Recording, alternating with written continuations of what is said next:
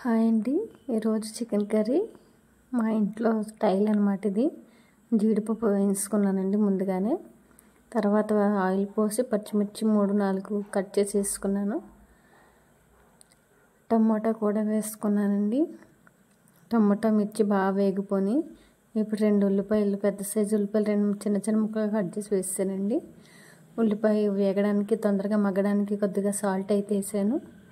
ఉల్లిపాయ సగం వేగిందండి, ఇంకా బాగా వేగాలి.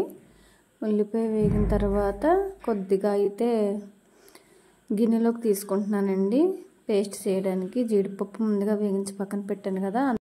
ఉల్లిపాయ అయితే చల్లారనిద్దామండి.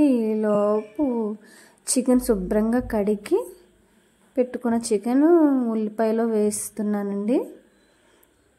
వేసి కాసేపు తిప్పేస్తున్నాను.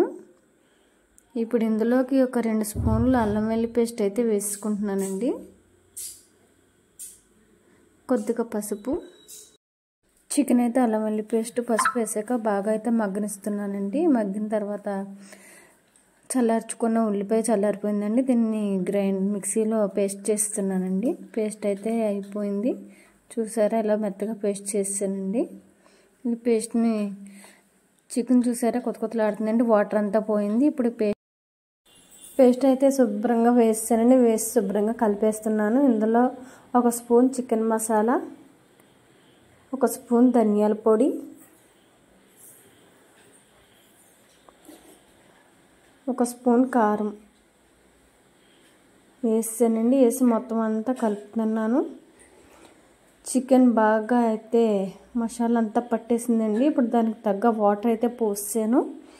వాటర్ పోసి కాసేపు చికెన్ అయితే ఉడకనిద్దామండి.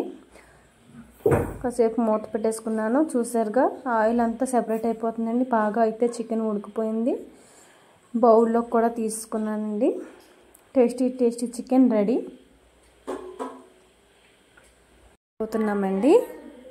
టేస్ట్ అయితే చేయబోతున్నామండి. కొద్దిగా రైస్ అయితే పెట్టేసుకున్నాను. 2 పీసెస్ అయితే వేసుకున్నానండి. కలర్ కూడా సూపర్గా ఉంది, బాగుందండి.